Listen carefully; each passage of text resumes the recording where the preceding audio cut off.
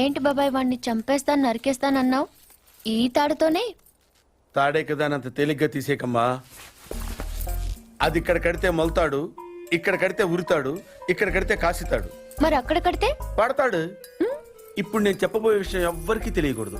మన ఇద్దరి మధ్యనే సమాధి అయిపోవాలి. ప్రామిస్? Promise promise. ఓకే. వాడు ఇప్పుడు లోపలికి వస్తాడా? కామన్ గా కిటికీ వైపు చూసుకుంటూ 4 అడుగులు ముందుకేస్తాడా? కాలికి తాడు తగిలి మంచం మీద పడతాడా? తర్వాత దుప్పటి కప్పుకుని పడుకుంటాడు. అందుకే ఆ ఫెసిలిటీ లేకుండా మంచం మీద దుప్పటి, మంచం కింద ఈ నట్లు రెండూ తీసేశా. ఇప్పుడు వాడెళ్ళి దాని మీద పడగానే బోల్ట్లు లేవు కాబట్టి ముందు మంచం విరుగుతుంది, తర్వాత వాడి బాడీ నేల గుద్దుకుంటుంది.